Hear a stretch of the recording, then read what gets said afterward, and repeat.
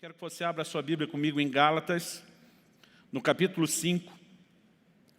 Nós vamos ler do versículo 16 até o versículo 25. O texto é um pouquinho maior do que o que costumamos ler quando falamos de um texto inicial, mas é importante que a gente leia ele todo para ter uma ideia bem abrangente aqui do assunto. Você que nos acompanha pela transmissão, ao vivo, ou mesmo posteriormente gravado, eu quero declarar desde já que a mão do Senhor vai tocar a sua vida aí onde você está. No reino do Espírito não existe distância e toda receptividade à palavra de Deus, ela é atemporal, ela nos permite viver não apenas no ambiente, nos permite viver aquilo que Deus tem para nós. Meu conselho apenas a você é, não permita que o fato de usar o benefício de acompanhar a distância deixe você distraído com outras coisas que possam estar acontecendo no ambiente. Apenas escancare seu coração para Deus e tenho certeza que você vai experimentar aí o mesmo sopro do Espírito de Deus que vai acontecer aqui. Vamos lá, Gálatas capítulo 5, a partir do versículo 16 diz: Digo, porém, andai no Espírito e jamais satisfareis a concupiscência da carne. Porque a carne milita contra o Espírito e o Espírito contra a carne, porque são opostos entre si, para que não façais o que porventura seja do vosso querer. Mas, se sois guiados pelo Espírito, não estáis sob a lei. Ora, as obras da carne são conhecidas e são prostituição, impureza, lascívia, idolatria, feitiçarias, inimizades, porfias, ciúmes, iras, discórdias, dissensões, facções, invejas, bebedices, glutonarias e coisas semelhantes a essas, a respeito das quais eu vos declaro, como já outrora vos preveni, que não herdarão o reino de Deus os que tais coisas praticam. Mas o fruto do Espírito é amor, alegria, paz, longanimidade, benignidade, bondade, fidelidade, mansidão, domínio próprio. Contra essas coisas não há lei. E os que são de Cristo Jesus crucificaram a carne com as suas paixões e concupiscências. Verso 25. Se vivemos no Espírito, andemos também no Espírito. Eu gostaria de pedir que você repetisse comigo esse versículo 25. Diga comigo, se vivemos no Espírito, andemos também no Espírito. Agora eu vou pedir a gentileza de se aumentar uns 30% do volume, né? Dizer com mais empolgação comigo, se vivemos no Espírito, andemos também no Espírito. Glória a Deus. Bom, nesse mês onde enfatizamos o sobrenatural, eu quero destacar para você que toda a vida cristã ela é marcada pelo sobrenatural. A palavra sobrenatural significa algo que está acima do natural. O arrependimento que é tanto uma resposta do homem, como também, por outro lado, uma ação divina, a obra do Espírito Santo. Ele não é algo normal ou natural. Quando a Bíblia diz que o Espírito nos convence do pecado, estamos falando de uma obra sobrenatural. Quando o homem experimenta a conversão e nasce de novo, Tito 3,5 chama isso de o lavar da regeneração do Espírito Santo. Quando recebemos uma nova natureza, isso não é uma obra normal. Às vezes a ênfase que damos ao sobrenatural é apenas quando uma oração é extraordinária ou imediatamente respondida. Quando o milagre se manifesta de forma visível na nossa frente. De repente a gente empolga e diz, isso é o sobrenatural. Eu diria, não, isso também é o sobrenatural. Ano passado fui convidado a prestigiar um amigo no dia do aniversário e aparecer de surpresa pregando no culto da igreja dele. Apesar de não ser algo que eu particularmente gostaria de fazer, deixar de estar aqui um domingo, né, para homenagear um amigo, preferia almoçar com ele, fazer outra coisa. Algo dentro de mim, aquele testemunho interior do Espírito Santo dizia, vá. E eu simplesmente fui. Eu lembro que ao final da reunião, depois de ter deixado meu amigo feliz com a surpresa de aparecer lá, uma pessoa me procura e me fez entender um pouquinho mais do propósito que Deus tinha. Ele disse, pastor, eu não te conheço, eu nunca te vi, eu nunca ouvi falar do seu nome, mas eu estava pedindo socorro de Deus para uma irmã minha que está no estágio avançadíssimo de um câncer que já virou uma metástase e se espalhou. Eu estava pedindo ajuda, pedindo que Deus me enviasse um anjo, alguém para nos ajudar. Ele diz, e ontem eu tive um sonho, sem nunca ter te visto, eu vi o Senhor com a roupa que você está. Quando você entrou nesse lugar, ele diz, aliás, anunciaram que era uma surpresa e pelo jeito nem o pastor sabia, ninguém sabia disso. Eu levei um choque. Você era a pessoa que eu tinha visto no meu sonho. O Senhor se importaria de orar com a minha irmã, e ele e a esposa me levaram até a irmã, ela estava muito debilitada, e eu falei para ela simplesmente, você está sabendo do sonho do seu irmão? Ela está dizendo, ele me contou, porque ele estava impressionado vendo você. Eu falei, isso não tem nada a ver comigo, eu sou apenas um enviado de Deus, eu vou impor as mãos sobre você em nome do Senhor Jesus. Hoje à tarde recebi um vídeo dessa pessoa que agora permanece na igreja desde aquele dia, dizendo que a irmã foi completamente curada. Todos os sinais desapareceram. Aí você ouve uma história dessa e diz, isso é sobrenatural. É, irmão, mas não é mais sobrenatural do que a sua conversão. Não é mais sobrenatural do que o seu relacionamento com Deus. E nós precisamos pensar essa vida do sobrenatural envolvendo todas as áreas, inclusive viver uma vida de vitória sobre o pecado. Porque se você acha que vai vencer o pecado com as suas forças, com os seus recursos, com a sua capacidade, você está mais do que enganado. Nós só podemos viver uma vida de santidade, consequentemente de intimidade profunda com Deus, porque sem santidade é impossível viver nesse lugar de intimidade se entendermos os recursos que Deus nos disponibilizou. Então nós começamos com uma declaração aqui no versículo 16 sobre andar no Espírito. Esse andar no Espírito é uma ordem, é um imperativo. A palavra aqui traduzida andai, ela significa literalmente caminhar, fazer o próprio caminho, mas também traz a ideia de progredir, fazer bom uso das oportunidades, regular a vida, ou conduzir-se a si mesmo, ou comportar-se. Quando a palavra de Deus está falando a respeito de andar no Espírito, eu e você precisamos entender exatamente que isso, além de uma ordem da parte de Deus, é também um recurso disponibilizado pelo próprio Deus. Para quê? O texto diz, andai no Espírito e jamais satisfareis a concupiscência da carne. Essa palavra traduzida concupiscência nas traduções mais antigas é traduzida de forma simplificada, numa linguagem mais atual, né, em traduções mais modernas como os desejos da carne, os impulsos ou as vontades da carne. Eu e você precisamos entender que existe uma vida dia a dia de relacionamento com Deus, que é marcada pela manifestação daquilo que é além do natural, além dos recursos meramente humanos e naturais que eu e você temos ou carregamos em nós mesmos. São recursos divinos que nos foram disponibilizados por Deus, pelos céus, para que eu e você possamos viver de uma forma diferente. E uma das primeiras coisas a ser destacada é exatamente isso, que nós podemos viver num lugar de vitória, de manifestações ou conquistas que são sobrenaturais. Agora, quando chegamos no verso 25, vemos uma ênfase aqui em Gálatas 5. Se vivemos no Espírito, andemos também no Espírito. Então, eu acredito ser importante questionar qual é a diferença entre se vivemos no Espírito, andemos também. A expressão vivemos, eu acredito que ela fala do novo nascimento, da experiência de conversão.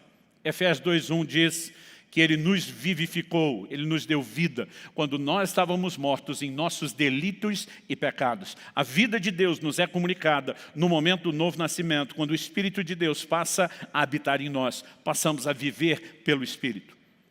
E o texto está dizendo, se vivemos, também devemos andar.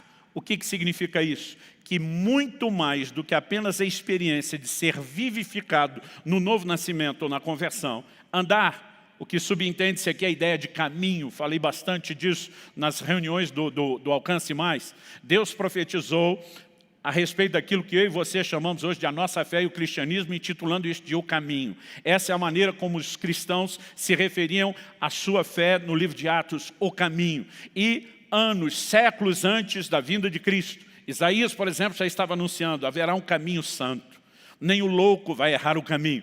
Por quê? Porque Deus não proporcionou para mim e para você apenas um caminho. Ele nos deu recursos para sermos bem-sucedidos ao trilharmos o caminho. Isaías também declarou que enquanto nós andássemos pelo caminho, haveria uma voz atrás de nós, dizendo, esse é o caminho, ande nele. Não dizia para a esquerda, não dizia para a direita. E nós apresentamos isso aqui como uma ideia da liderança do Espírito Santo. Quando a Bíblia fala sobre ser guiado pelo Espírito Santo, não está falando apenas de direcionamento profético, apenas de revelar um propósito a ser cumprido. Não é apenas esse tipo de direção, quando você tem uma convicção, como a que eu tive, de ir para um outro culto, em outro lugar, e de repente você entender que Deus tinha um plano. Esse é apenas um aspecto. Mas nós podemos entender que ser guiado pelo Espírito é aprender a andar em relacionamento com Ele. Então, acredito que a diferença entre se vivemos, que é nascemos de novo, convertemos, experimentamos a vida de Deus, também temos que andar, fala do comportamento cristão. Em Efésios 4,17, ele começa falando a respeito da maneira como devemos andar, que não pode ser como a dos gentios. Quando ele fala da maneira de andar, ele não está falando da ginga, do balanço do corpo. Ele está falando da forma como nós nos comportamos, como nós nos conduzimos no caminho. E uma das coisas que eu quero apresentar para você é que há uma diferença entre a experiência de conversão e a expectativa que Deus tem a respeito de mim e de você sobre como nós vamos caminhar. Então eu quero destacar que andar no Espírito é tanto uma ordenança, por um lado, como também, por outro, um recurso para vencermos a carne e o pecado. Até porque Deus não pediria nada de mim e de você que Ele não nos desse a condição ou a capacidade de poder cumprir. Ele seria injusto se pedisse de mim e de você ser de santos como eu sou santo, sem nos dar os recursos sobrenaturais para isso. Mas é importante que a gente entenda essa dinâmica. E eu quero mostrar para você que andar no Espírito significa não andar de forma errada. Andar no Espírito, andar da forma correta, significa outras formas de andar que sejam erradas. E eu quero destacar 3 delas, que nós, se decidimos andar no Espírito, não poderemos andar dessa forma. A primeira, que é o primeiro ponto que já vou destacar, é não andar na carne. A segunda, eu quero falar sobre não andar pelos sentidos. E daqui a pouco vou explicar melhor o que é isso. Em terceiro e último lugar, eu quero falar sobre não andar por vista. Todas essas coisas estão relacionadas com o entendimento do que é andar no Espírito. Mas vamos começar aqui com a ideia que eu já estava trabalhando. A experiência de conversão nos proporcionou acesso a uma nova natureza. Em 2 de Pedro, no capítulo 1, e se você for rápido, eu gostaria que você me acompanhasse. 2 de Pedro, capítulo 1, nós vamos ler os versículos 3 e 4. Pediria até mais, se for possível, o pessoal da mídia, se tivesse acesso rápido, projetar. Se não, tudo bem. Eu sei que estou pegando a turma de surpresa em muita atividade. Mas se você tiver condições, acompanhe. 2 de Pedro, capítulo 1, versículos 3 e 4. O apóstolo diz assim: pelo poder de Deus, nos foram concedidas todas as coisas que conduzem à vida e à piedade, pelo pleno conhecimento daquele que nos chamou para a sua própria glória e virtude. Vou fazer uma pausa. Pelo poder de Deus. Em primeiro lugar, considere o poder de Deus. Não estamos falando de algo natural. Em segundo, nos foram concedidas, não serão, já foram concedidas, disponibilizadas, ofertadas, doadas da parte de Deus. Não algumas, todas as coisas que conduzem à vida e à piedade. Eu e você podemos viver uma vida cristã diferenciada, não por causa do esforço, não por causa do nível de dedicação mera e simplesmente, mas porque Deus disponibilizou recursos sobrenaturais para que eu e você possamos viver dessa forma. Quantos são gratos a Deus por isso? Diga amém. Então vamos continuar. Por meio delas, Ele nos concedeu as suas preciosas e muito grandes promessas, para que por elas vocês se tornem coparticipantes da natureza divina, tendo escapado da corrupção das paixões que há no mundo. Obviamente ele está falando a gente convertido. Ele está dizendo que Deus nos deu preciosas e muito grandes promessas. Ele não chama nem só de grande, mas de muito grande. Quais são essas promessas? Aquelas que dizem respeito ao lugar onde eu e você podemos viver, manifestando a santidade de Deus, vivendo em comunhão com Ele e escapando dessa forma, por participar. A expressão coparticipante significa participar juntamente com, participar do que? Da natureza divina. O novo nascimento nos proporciona acesso a uma nova natureza. Ele não apresenta a ideia aqui de que já está tudo resolvido. Ele até usa a expressão para que vocês se tornem.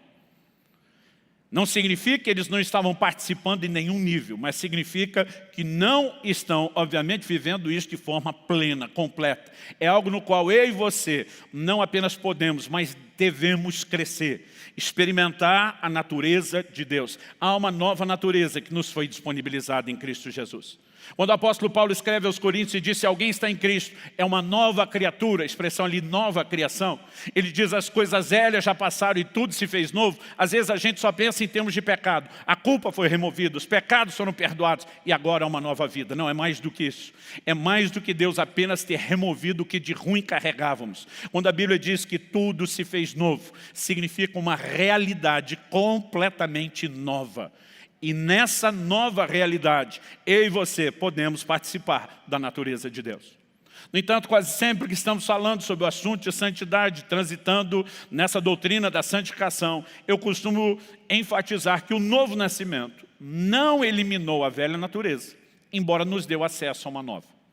Isso é muito claro quando Paulo, em Efésios capítulo 4, ele diz assim, dos versículos 22 ao 24, ele está escrevendo a gente nascida de novo, a cristãos, e ele diz: quanto à maneira antiga de viver, aqui sim ele se refere à vida pregressa, antes da conversão. Quanto à maneira antiga de viver, vocês foram instruídos a deixar de lado a velha natureza, que se corrompe segundo desejos enganosos, e a se deixar renovar no espírito do entendimento de vocês, e a se revestir da nova natureza, criada segundo Deus, em justiça e retidão procedentes da verdade. Outras traduções, em vez de velha e nova natureza, fala de velho e novo homem, que basicamente está falando da mesma coisa. O que eu e você precisamos entender que mudança de natureza, embora tenha sido algo que Deus nos disponibilizou, requer de mim e de você uma decisão. O texto, obviamente, está dizendo que nós é que temos que deixar de lado. As traduções mais antigas dizem: vos despojeis. Essa palavra traduzida, despojar, significa tirar do caminho, remover. Eu e você somos responsáveis por colocar de lado a velha natureza e nos revestimos, nos apropriamos de uma nova natureza. Eu acredito que um conceito equivocado que tem atrapalhado muita gente é a ideia de que se nascemos de novo e acessamos a nova natureza, a natureza divina, significa que a velha foi automaticamente eliminada. E isso causa não apenas confusão, mas muita decepção. Pregando o evangelho para muita gente, quase sempre que tenho oportunidade aqui e ali, não importa, né, onde eu estou, cada vez que surge uma oportunidade e eu procuro falar de Jesus, todo momento, estou esbarrando em gente que normalmente nós classificamos como desviados. Alguém que um dia teve uma experiência com Cristo, caminhou na presença de Deus e hoje está distante. E muitas vezes, quando começo a falar de Jesus, você encontra todo tipo de desviado, tem aquele revoltado, tem o ferido, mas a maioria deles são aqueles que os olhos se enchem de lágrimas. E quando você está falando, é evidente que existe ali saudade de um tempo de boas experiências. E quando eu vejo a reação dessas pessoas, eu normalmente digo: se era tão bom aquilo que você viveu com Cristo, por que é que você abriu mão disso? E quando estou me dirigindo a esse grupo dos que têm saudade dessas boas experiências, a maior parte do tempo, sabe qual a resposta que eu ouço? Eles dizem: porque em algum momento eu duvidei da minha experiência de conversão. Eu digo: mas por que você duvidou da sua experiência de conversão? E a maioria deles diz o seguinte: porque eu ainda tinha vontade de fazer as coisas ou algumas coisas que eu fazia antes da conversão. Alguns já disseram: tive vontade de fazer coisas que nem antes da conversão eu sentia tanta vontade. Então eu duvidei da minha experiência. E às vezes a minha vontade dá quase um desespero, né? Quase voar no pescoço, chacoalhar e dizer: quem foi que te disse que você não sentiria vontade dessas coisas? Porque muitas vezes essa ilusão de uma transformação instantânea ou automática nos coloca numa posição delicada. E normalmente eu gosto de recapitular essa ideia. O novo nascimento nos trouxe uma nova natureza, sem necessariamente eliminar a velha. Outro dia alguém falou: misericórdia, pastor, se o novo nascimento não eliminou a velha natureza, qual o lucro de trazer a nova? Eu falei: é que antes você era escravo da velha natureza. E agora com a nova, apesar dela não necessária ou automaticamente ter eliminado a velha, ela te dá o poder de subjugar a velha e viver pela nova natureza. Então nós não podemos dizer que não há diferença. A questão só que a diferença não é instantânea ou automática. Você precisa entender a quem você vai se render. E o entendimento teológico disso não é tão complicado. Romanos 5,12 diz que por meio de um só homem, uma referência a Adão, o primeiro, o cabeça da humanidade, por meio de um só homem entrou o pecado no mundo, através do pecado a morte passou a todos os homens. Na teologia chamamos isso de o pecado original.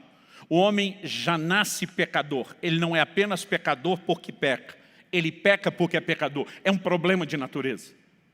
Agora, o que a Bíblia diz lá em 1 Coríntios, capítulo 15, a partir do versículo 45, a Bíblia diz: pois assim está escrito, o primeiro homem, Adão, se tornou um ser vivente, alma vivente, dependendo da versão.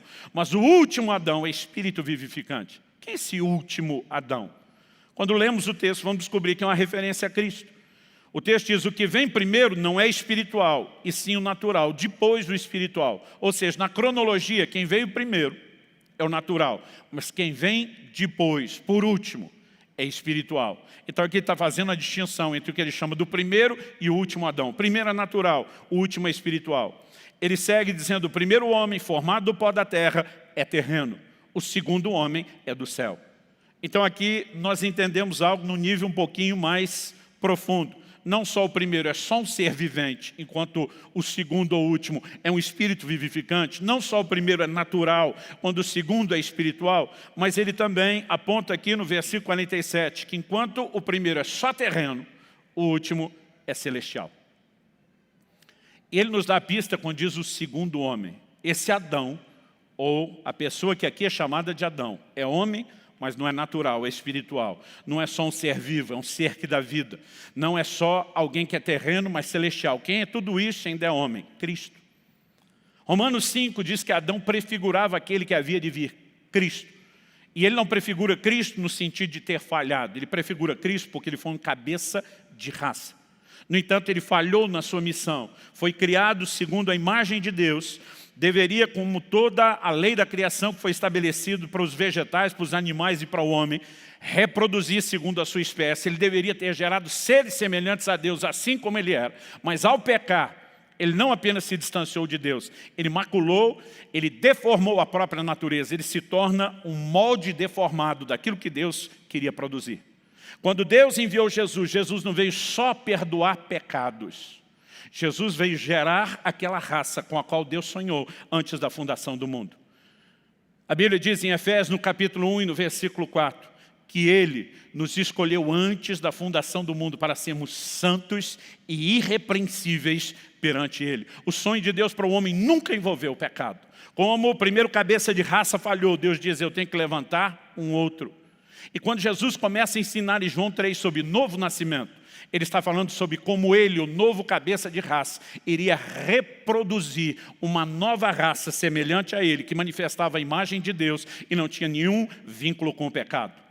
Então é disso que o autor está falando. Olha os versos 48 e 49 de 1 Coríntios 15. Ele diz: como foi o homem terreno, assim também são os demais que são feitos do pó da terra.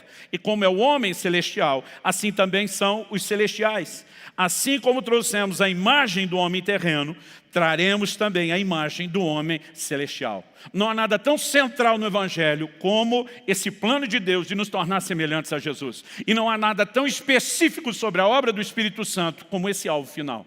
Segundo aos Coríntios 3,18 diz que Ele, o Espírito, nos transforma de glória em glória na imagem do Senhor. A maior ênfase dos pentecostais, dos carismáticos, e não estou falando isso com nenhum desrespeito, amo andar nesse círculo e faço parte dele, mas infelizmente a maior parte da ênfase do sobrenatural ligado ao Espírito Santo é sobre dons e milagres. E nós não reconhecemos que é uma provisão sobrenatural para ser semelhante a Jesus. Andar no Espírito significa, portanto, não andar na carne. E para entender isso um pouquinho melhor, vamos voltar na questão da natureza. Pastor, que ideia é essa de ter as duas naturezas?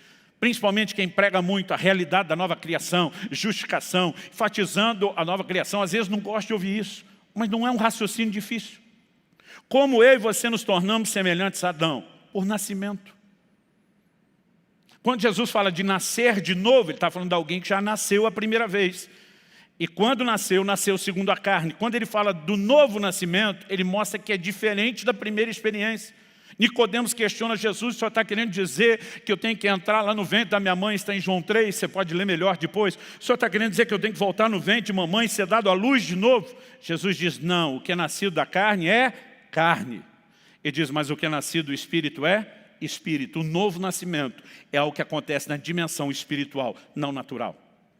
Então significa que quando eu e você viemos a esse mundo, já chegamos nele com a natureza adâmica. Mas quando nascemos de novo e recebemos a nova natureza, ela veio no nosso espírito. Agora pergunta, o dia que você se converteu, seu espírito desencarnou, abandonou seu corpo para viver de forma imaterial por aí? Não. Então, o seu espírito com a nova natureza, a natureza de Deus, está vivendo dentro dessa estrutura chamada carne, como se fosse uma gaiola, aonde está a velha natureza.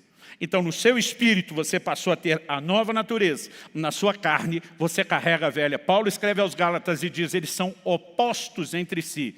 E o pau está quebrando entre as duas naturezas. Quando ele diz, o espírito milita contra a carne milita, luta, batalha, guerreia, briga, chama como você quiser. Ele mostra que o tempo todo há uma disputa. Qual o propósito dessa disputa? Paulo diz em Gálatas 5,17, para que não façais o que quereis. As duas naturezas estão tentando assumir o controle da vontade. Agora, o que eu e você precisamos entender é que optar, escolher andar no Espírito é nossa responsabilidade. Embora seja uma ordem de Deus, eu e você decidimos corresponder com isso ou não. Embora seja também um recurso de Deus, eu e você precisamos decidir acessar ou não esse recurso. E isso é nossa escolha e responsabilidade. Vá comigo para Romanos capítulo 8. Vamos dar uma olhadinha nessa declaração que o apóstolo Paulo faz.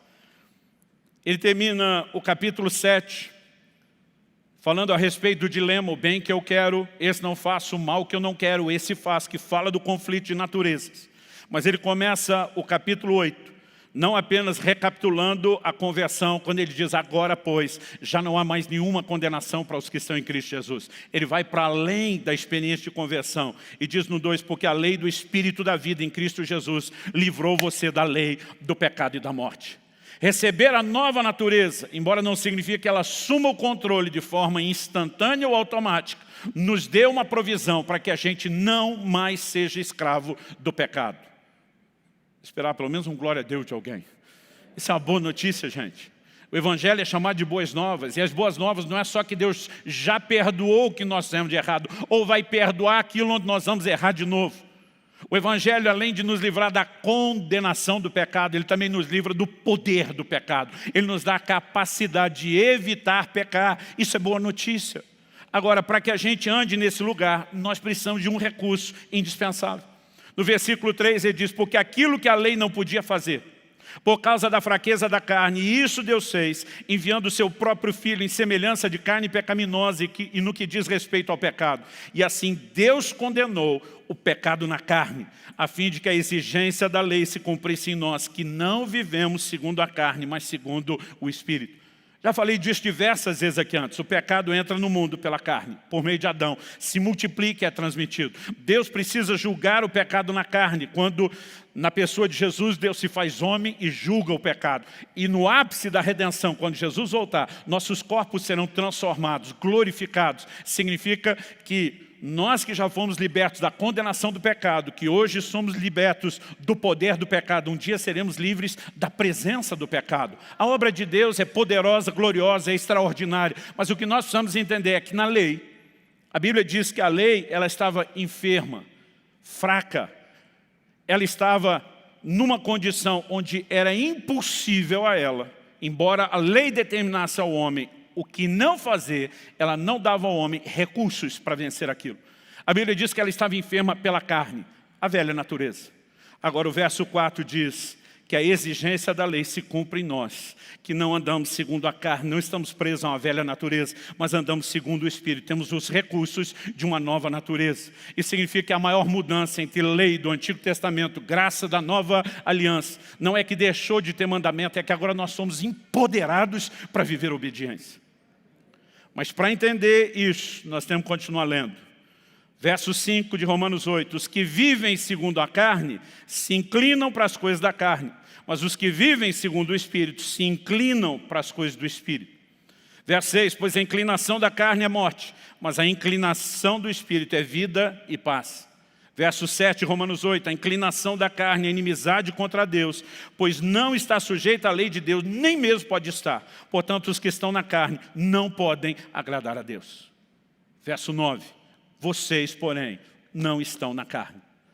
Ele não está querendo dizer que o seu espírito desincorporou. Ele está dizendo que você não está sujeito ao governo da velha natureza. Ele diz, vocês não estão na carne, mas no espírito, se de fato o Espírito de Deus habita em vocês.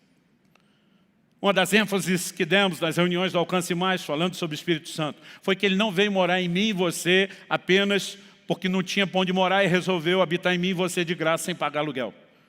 Ele vem para cumprir uma missão. E essa missão é nos empoderar para vencer a inclinação ao pecado, os impulsos e os desejos da carne.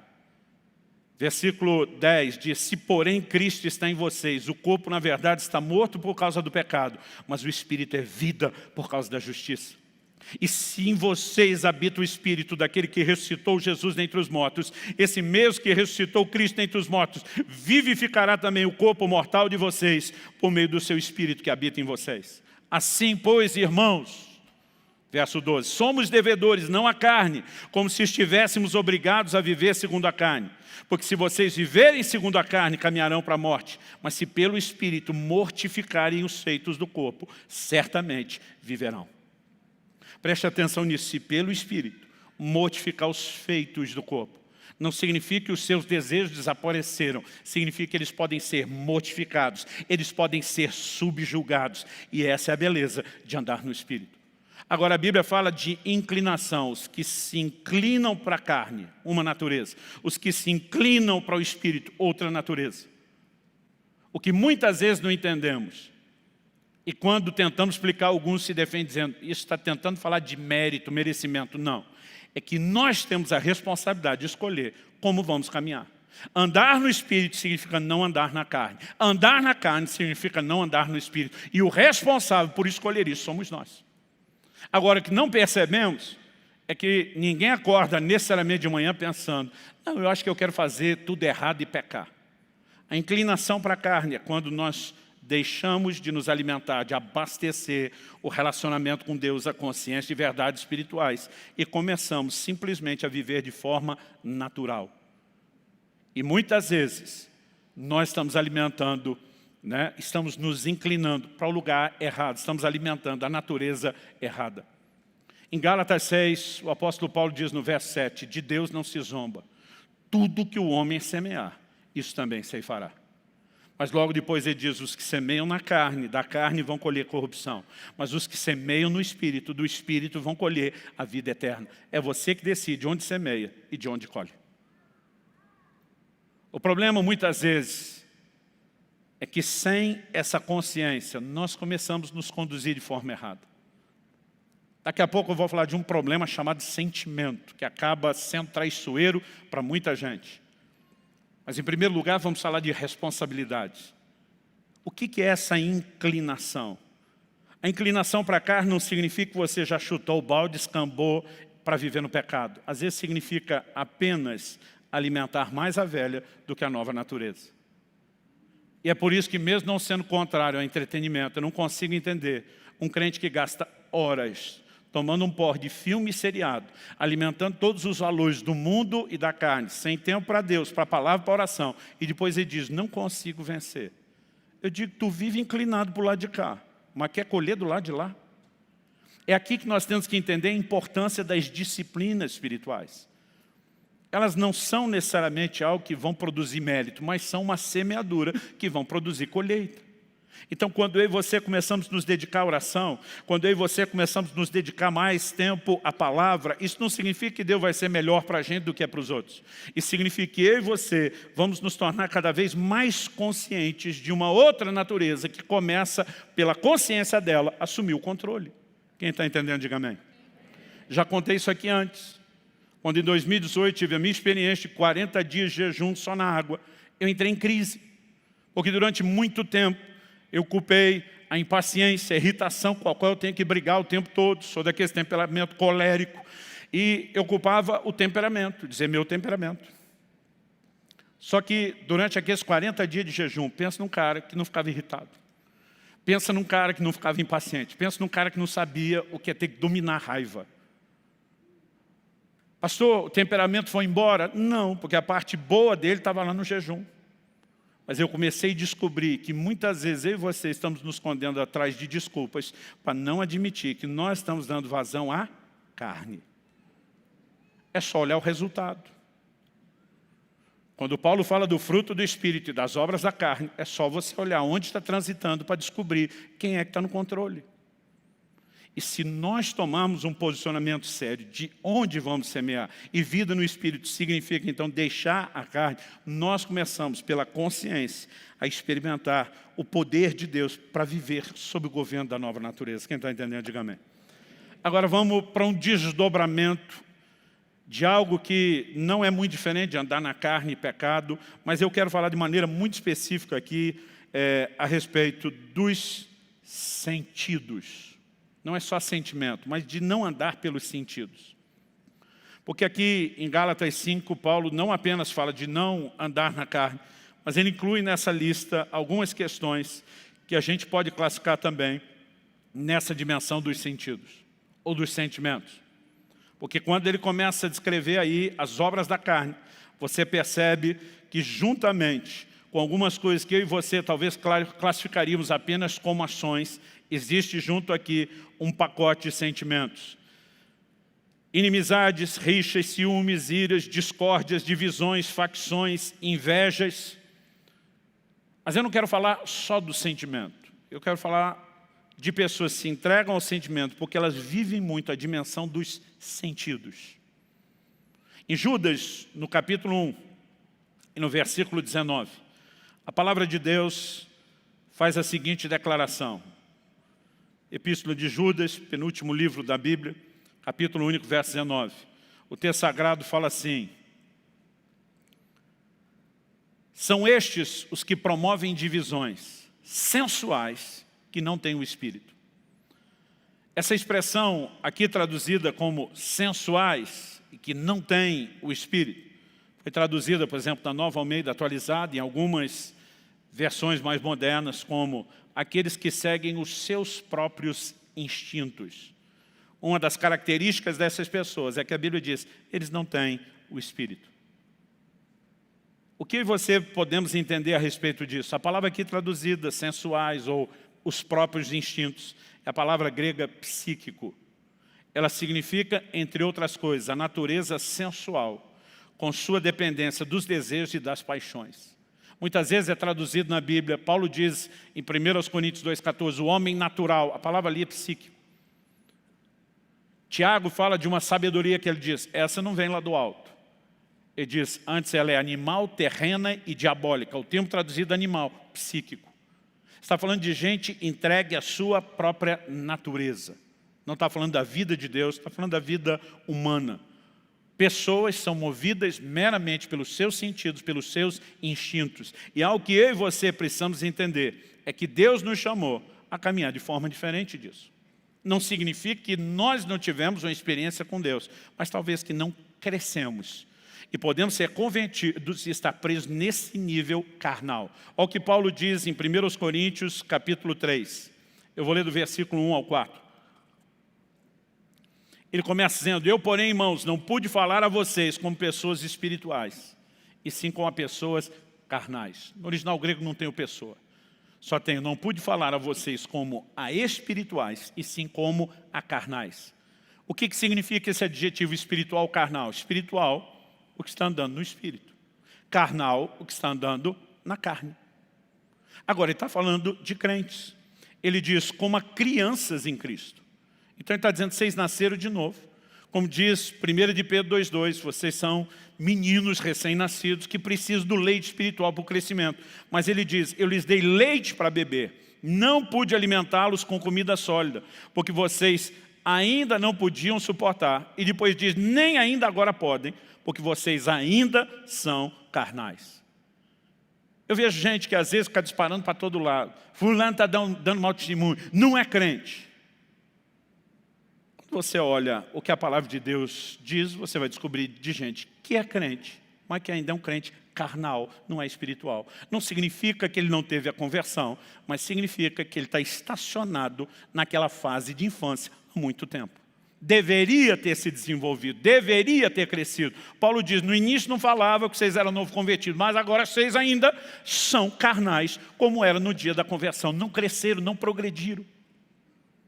Obviamente, pessoas que estão confinadas a esse terreno carnal, estão deixando não só de receber mais alimento, porque não tem estrutura.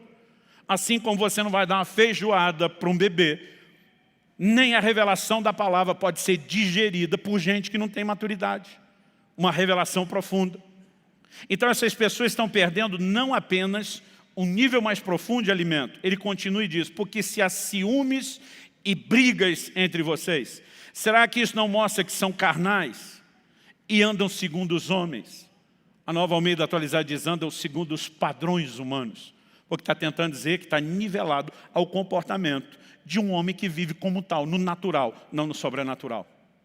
Está vivendo limitado e confinado aos recursos da sua carne e não aquilo que Deus disponibiliza no nível do seu espírito. E ele segue dizendo, quando alguém diz, eu sou de Paulo, outro diz, eu sou de Apolo, não é evidente que vocês andam segundo padrões humanos? Ele está dizendo, se tem divisão, se tem ciúme, se tem contenda, se tem partidarismo, é carnal. Qualquer crente com um pouquinho de maturidade espiritual vai olhar para ministros diferentes, para dons diferentes e dizer, cada um funciona na multiforme graça de Deus e tem algo para contribuir. Ele não fica apontando para um para dizer, eu gosto desse e eu não gosto daquele. A partir do momento que existe esse comportamento, Paulo está dizendo, isso evidencia sua carnalidade e sua falta de maturidade espiritual. Então significa não apenas que alguém pode viver nesse lugar, mas que desde o início do Evangelho, alguns crentes estacionavam aí. Os dois textos que falamos de Judas 1,19 e este de 1 Coríntios, falam tanto sobre sentimentos como problemas de relacionamentos.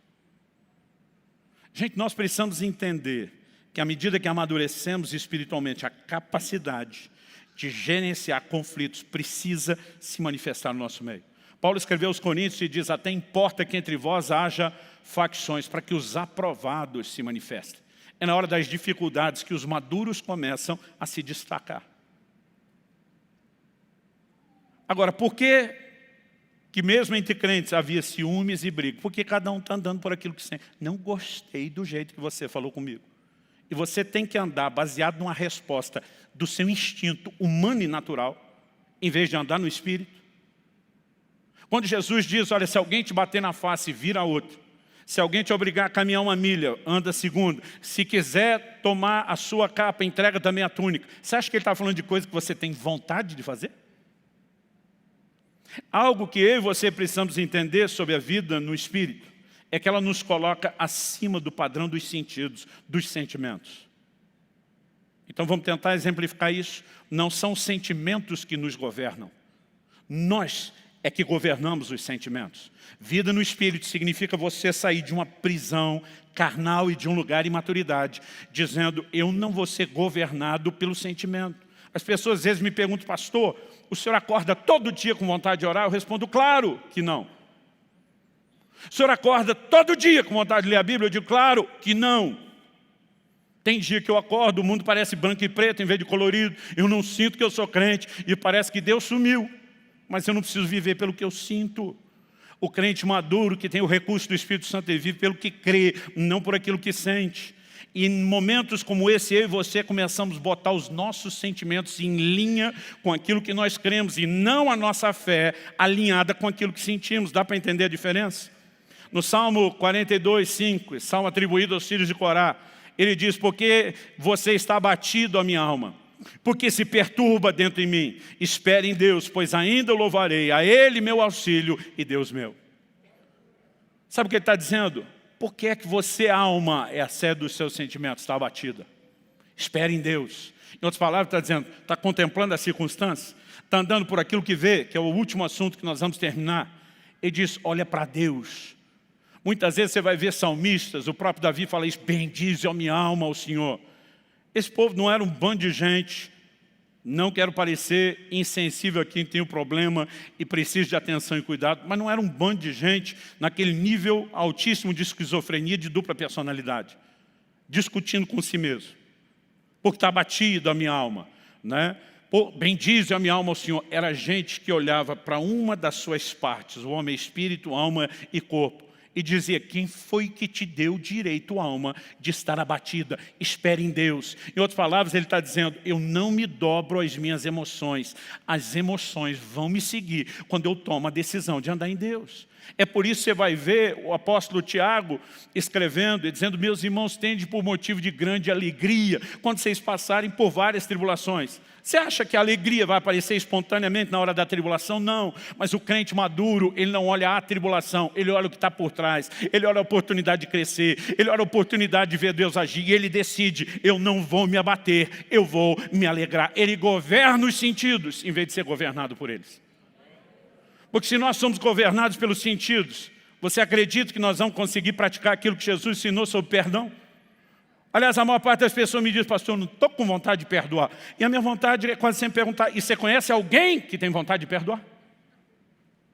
A dificuldade é justamente porque os nossos sentidos feridos querem ir em outra direção. Mas o perdão é um ato de fé. Assim como eu e você não precisamos sentir vontade de orar, não precisamos sentir vontade de ler a Bíblia, é aí que entram as disciplinas espirituais. Crentes que não são governados pelo que sentem, eles governam as próprias emoções e exigem que elas os acompanhem. Então andar no Espírito não é andar segundo aquilo que sentimos. Quando nós começamos a entender isso, a maneira de viver o Evangelho muda. E acredite, não é apenas uma decisão e uma determinação. Há um recurso em Deus, há um recurso no Espírito Santo para que eu e você possamos desfrutar disso. A palavra de Deus fala de crentes que ao mesmo tempo que estavam sendo perseguidos, ameaçados, presos por causa do Evangelho, eles estavam cheios de alegria e do Espírito Santo. Aliás, quase sempre é uma relação entre um sentimento bom que nos governa por causa da presença e do governo do Espírito Santo. O reino de Deus não é comida nem bebida, diz Romanos 14, mas justiça, paz e alegria no Espírito Santo. Tem muito crente buscando alegria circunstancial.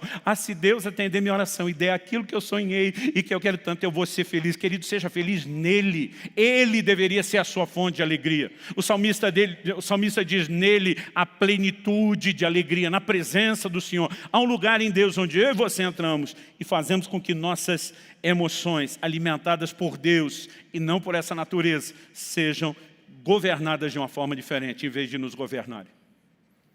Em terceiro e último lugar, vamos correr aqui. Andar no Espírito significa não andar na carne. Andar no Espírito significa não andar pelos sentidos. Mas andar no Espírito significa não andar por vista. Quando o apóstolo Paulo, em Gálatas 5, fala a respeito de você não manifestar as obras da carne, pelo contrário, crucificar a carne com as suas paixões, manifestar a obra do Espírito, ele está chamando a sua atenção para colocar os olhos em alguma coisa que não se vê naturalmente. Porque as falhas são visivelmente manifestas em nós, e o potencial de vencê-las não. Mas se há algo que eu e você precisamos entender, aprender, absorver, assimilar, é que nós vivemos de recursos espirituais que não são necessariamente visíveis aos nossos olhos. E Paulo diz em 2 Coríntios, capítulo 5, versículo 7, visto que andamos por fé e não por vista.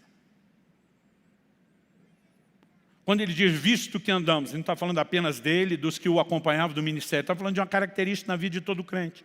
Porque afinal de contas, como diz Hebreus capítulo 11, verso 1, a definição de fé é a certeza das coisas que se esperam e a convicção de coisas ou de fatos que não se veem. A fé é a convicção do que não se vê com o olho natural, embora você possa ver pela percepção espiritual. Isso significa que eu e você somos chamados a não nos mover, guiados apenas por circunstâncias e por aquilo que os nossos olhos enxergam. A vida de fé, ela é uma vida que também não é governada pelos sentidos, é governada pela palavra de Deus, é governada por aquilo que Deus diz. Eu gosto de uma frase de Smith Wigglesworth, o apóstolo da fé. Ele costumava dizer: não sou movido por aquilo que vejo, não sou movido por aquilo que sinto, sou movido por aquilo que creio, e creio na palavra de Deus. E quando decidimos andar nesse lugar, nós vamos descobrir que há uma relação enorme entre ser cheio do Espírito Santo e ser cheio de fé. Atos 6,5, quando fala de Estevão, um dos primeiros 7 diáconos, um evangelista poderosamente usado por Deus. Atos 6,5 diz que Estevão era um homem cheio de fé e do Espírito Santo. Normalmente nós não vamos ver alguém que é cheio do Espírito Santo e não é cheio de fé. E nem vamos ver alguém que é cheio de fé sem ser cheio do Espírito Santo. A sua fé vem por ouvir a palavra sim, e o que pode nos fazer compreender a palavra e acender aquela centelha, aquela faísca de fé no coração, é o Espírito Santo, o Espírito da verdade. Eu lembro de uma ocasião que eu estou lendo Marcos 11, 23 e percebo que Jesus apresentou algo que serve para todo mundo, não é para um grupo ou outro. Em Marcos 11, 23, Jesus diz: qualquer que disser a esse monte, ergue-te, lança-te no mar, e não duvidar no seu coração, mas crê que se fará aquilo que diz, será assim com ele. Agora vamos pensar, Jesus estava falando sério ou não? Jesus era digno de credibilidade ou não? Claro que sim. E quando ele diz qualquer, ele está dizendo que qualquer um de nós podemos mover montanhas. Mas ele fala que o requisito é crer. Eu descobri com o tempo que esse nível de mover montanhas exige de mim e de você mais do que uma fé simples. Romanos 12 diz que Deus repartiu conosco uma medida de fé. Mas Jesus nos ensinou que tem fé pequena, quando ele censurou os discípulos pela pequena fé, e que tem fé grande, quando ele elogiou outros por uma grande fé. Significa que a medida que recebemos pode e deve crescer. Paulo diz, em 2 aos Tessalonicenses, a fé de vocês cresce muitíssimo. Então nós precisamos fazer a fé crescer. Por quê? Há determinadas experiências que não serão experimentadas sem uma resposta de fé maior.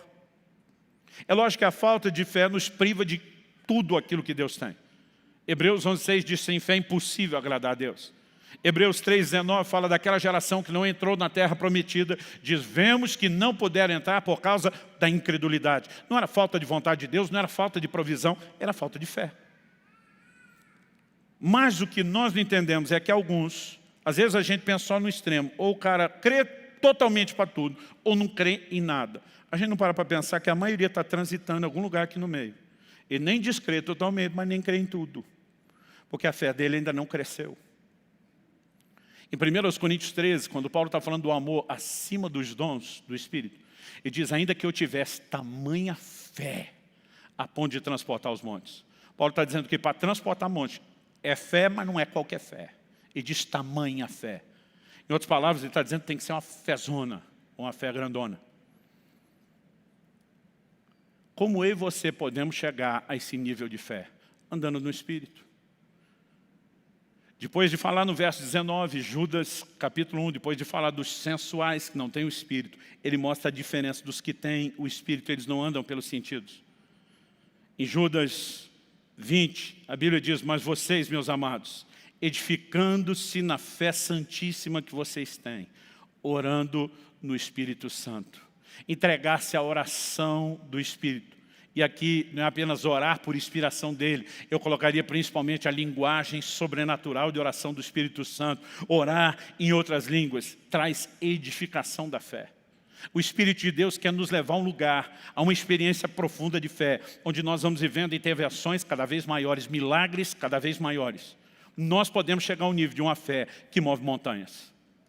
Agora, observe comigo, Zacarias capítulo 4, versículos 6 e 7.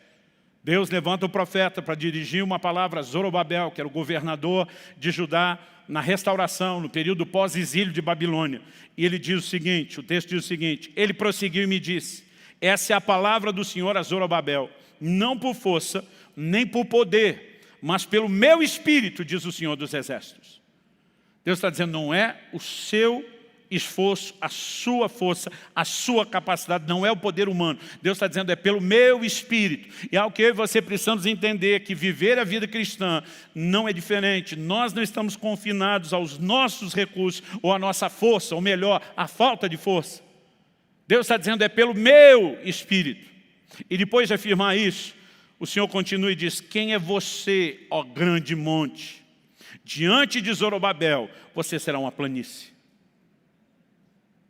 Zorobabel era um instrumento de Deus como líder para mover o povo na direção da reconstrução, não só da cidade, mas do templo. Havia muitos empecilhos. E agora Deus levanta o profeta para dizer: quem é você, grande monte, montanha que se instalou na frente do meu servo? Ele diz, você será transformado numa planície. Que Deus está dizendo, esse monte será movido, esse obstáculo será removido, haverá uma intervenção sobrenatural, porque montanhas não saem andando por aí sozinhos. Como eu e você podemos, diante de um grande monte, ver se estabelecer caminho livre, uma campina, não por força, não por poder, por violência, diz outra tradução antiga, mas pelo meu Espírito. O Espírito Santo é chamado de o Espírito da fé. Aliás, eu citei 2 Coríntios 5:7, quando comecei, dizendo que Paulo diz, visto que andamos por fé e não por vista. Mas um pouquinho antes, o contexto. 2 Coríntios 4:13, ele diz, visto que temos o mesmo espírito de fé. Depois de falar, temos o mesmo espírito de fé no 13, no 16 ele diz, não desanimamos. No 18 ele diz, não atentando nós nas coisas que se veem, mas sim nas que não se veem. Porque as que se veem são temporais, as que não se veem são eternas. É isso que o Espírito da fé, o Espírito Santo vai fazer comigo e com você. Ele tem a capacidade de tirar os nossos olhos das circunstâncias, nos fazer enxergar a materialização da promessa. Uma vida no Espírito será uma vida de fé. Não seremos governados apenas pela inclinação da carne ao pecado, mas não seremos governados pelos sentidos, nem pelas circunstâncias. Nós somos um povo que carrega desde a salvação a marca do sobrenatural e que pode trazer as manifestações do céu por onde passamos. Mas para isso precisamos andar no Espírito. E andar no Espírito, como falamos esses dias, eu aqui encerro, não é algo que depende unicamente da parte de Deus. Depende de mim, depende de você. Tem muito crente na fantasia de que um dia o rio de Deus vai invadir a vida nele, vai dar uma enchente espiritual. O que a gente aprende em Ezequiel 47. Citamos isso aqui nas ministrações anteriores. Um anjo chama o profeta e diz, vem comigo. E começa uma medição, rio adentro, um rio que sai do santuário. O livro do Apocalipse fala de um rio que emana do trono de Deus. Esse rio é uma figura do Espírito Santo e do mover do Espírito Santo, porque faz coisas que só Deus pode fazer. Ezequiel diz, por onde ele passa, tudo volta a viver. Aliás, no Salmo 46, a Bíblia diz, há um rio cujas correntes alegram a cidade de Deus. Meu querido, a minha, a sua alegria não depende das circunstâncias, daquilo que a gente passa. Paulo e Silas estavam presos, com os pés no tronco, tinham sido açoitados, ninguém tratou o ferimento. E a Bíblia diz que em vez de dormir, os dois oravam e cantavam louvores. Eu e você podemos viver conectados a uma fonte, agarrados num trifásico, que não importa aquilo que eu e você enfrentamos, nós estamos energizados espiritualmente. Algo procede do Senhor, há um rio cujas correntes alegram a cidade de Deus. Mas o que Ezequiel entende é que o anjo está chamando ele rio adentro. Não é o rio que invade a sua vida, é você que tem que entrar no rio. E você decide até onde vai. Ele entra até onde a água dá no tornozelo, mas não para, o anjo não deixou ele parar. Porque não era hora de parar. Ele continua a medição, águas agora estão subindo no joelho em vez de no tornozelo, mas não param, porque não é hora de parar. Continua entrando rio adentro, água nos lombos, mas não pararam, porque não era hora de parar. Quando pararam? Quando atravessaram? Não. A Bíblia diz, quando chegaram nas águas profundas, águas para se nadar. Eu quero lembrar o que falamos aqui. Isso fala de perder o controle. Aliás, nós precisamos jogar fora uma ideia, um conceito errado de que ser cheio do Espírito Santo é ter mais do Espírito Santo. Isso não é bíblico. Em João 3,34, a Bíblia diz que Deus não dá o Espírito por medida. E não te deu meio tanque num dia, depois precisa de um culto ou conferência abençoado para encher o seu tanque. O Espírito Santo não é dado por medida. Pastor, então o que significa ser cheio? Totalmente tomado e preenchido. Ser cheio do Espírito Santo não é você ter mais dele, é ele ter mais de você. É uma entrega maior, é uma rendição maior. E cada vez que você se entrega, ele vai preenchendo as áreas. Ele vai poder encher você, mas ele depende da entrega. Enquanto a pessoa está com água no tornozelo, no joelho ou nos lombos, por mais que estejam em estágios diferentes, aquele entrou mais no rio do que esse. Cada um, enquanto está pisando o chão, enquanto está dando pé, ele se governa e diz, vou para cá, vou para lá. Mas quando chega às águas profundas, que Ezequiel diz, águas para se nadar. Quando o pezinho não toca mais o chão, você perdeu o controle. Esse é o momento onde o rio assume o controle. Ele começa a te carregar. Ele te leva para onde quer. Uma vida cheia do Espírito Santo é uma vida de tamanha rendição, onde a gente perde o controle e nos abandona ao governo dele. Mas isso é nossa responsabilidade. Vamos ficar em pé para parecer que está acabando. Concluindo, se queremos viver de forma sobrenatural, Precisamos decidir, escolher andar no Espírito. A frase vivemos no Espírito, que fala da conversão, também andemos, mostra que nós temos uma responsabilidade de aprofundar aquilo que nos foi disponibilizado. Andar no Espírito nos permite, em primeiro lugar, vencer a carnalidade e o pecado. Em segundo, os sentimentos humanos que nos limitam, aquela dimensão do sentido que nos prende no natural e nos impede de ir para o sobrenatural. Em terceiro e último lugar, falei que andar no Espírito nos permite vencer circunstâncias, principalmente aquelas que são contrárias, desalinhadas à palavra de Deus. Isso nos permite viver reviravoltas de fé e de intervenções de Deus na nossa vida. Quando a gente tenta estabelecer o que é andar no Espírito, a minha ideia, a minha clara intenção aqui, não é colocar quem se flagra, quem se admite dizendo eu acho que eu não estou andando só nesse trilho onde deveria, a ponto de você sair daqui debaixo de culpa, condenação ou desanimado. Não dei conta. Toda vez na Bíblia que você vê Deus tentando expor erros, Ele tem uma mentalidade clara. Nós temos uma cultura emocional entre os latinos, isso é forte aqui no Brasil. Nós temos a cultura de reações emocionais. Se alguém confronta, a gente já entende como reprovação ou descarte. Você, às vezes, vai descobrir culturas, não estamos falando de gente crente ou não crente, culturas, onde eles vão olhar para esse tipo de gente e dizer, esse é fraco, eles entendem que precisa de ajuda e que o confronto tem a sua importância. Mas por estarmos nesse grupo cultural que nos favorece algumas coisas, nos prejudica em outras, nós muitas vezes temos uma dificuldade até com o confronto de Deus. Porque a gente lê como reprovação. Em Apocalipse 2, quando está falando ao anjo da igreja de Éfeso, e Deus diz, tenho porém contra ti que abandonaste o primeiro amor. Deus não para aí. Ele diz o seguinte, lembra de onde caíste.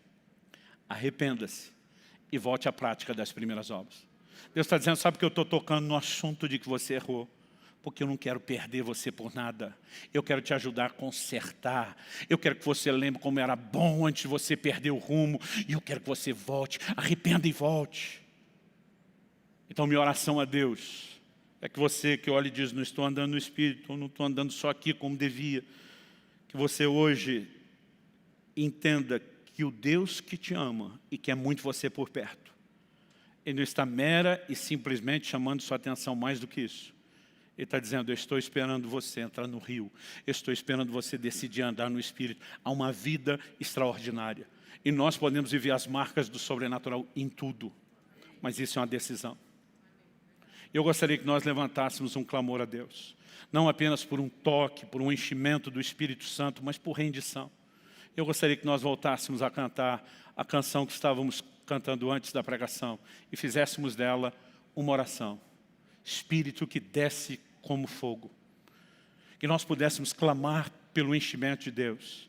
E a minha oração, seja você aqui, você que nos acompanha pela transmissão, é que você não se preocupe com outra coisa. Mais importante do que ouvir a instrução da palavra é permitir que o próprio Espírito Santo trabalhe e aplique não só essa consciência. Eu creio que a graça, recurso sobrenatural, há uma presença de Deus nesse lugar e que vai tocar você que nos acompanha à distância. Eu sinto muito forte que essa unção, e uma das declarações no livro de Isaías é que a unção despedaça o jugo, aquilo que prende. Essa unção vai quebrar jugos hoje. Pessoas que, consciente ou não, começaram a andar na carne, se fazer escravos de algumas coisas, podem se sujeitar a um toque de Deus que vai literalmente te libertar de uma amarra espiritual da força do pecado. Para alguns é um momento de arrependimento e clamor por mudança, dizendo, Senhor, eu preciso voltar a andar no Espírito e não na carne. Mas esse é um momento onde a gente precisa não apenas decidir corresponder com Deus, mas abraçar o recurso. Porque, como dissemos, para viver nesse lugar, precisamos dos recursos sobrenaturais. Deixa o Espírito de Deus te tocar. Sinceramente, apesar de normalmente nos conduzirmos dentro de um prazo, eu não estou com pressa ou desespero de terminar a reunião. Não precisamos necessariamente estender muito, mas também não temos que fazer isso de forma corrida. Deixa apenas que o Espírito de Deus te toque e te envolva nesse momento, em nome de Jesus. Comece a falar com Deus, do seu jeito, da sua maneira, com as suas palavras. mas a ideia é render-se a Ele. Talvez você diga, pastor, eu não estou assim tão distante, mas há uma fome, há um desespero dentro de mim. Eu quero mais.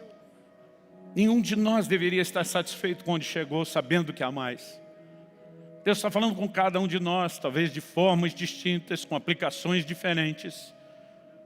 Nós vamos nos lançar nele, nesse rio, em nome de Jesus.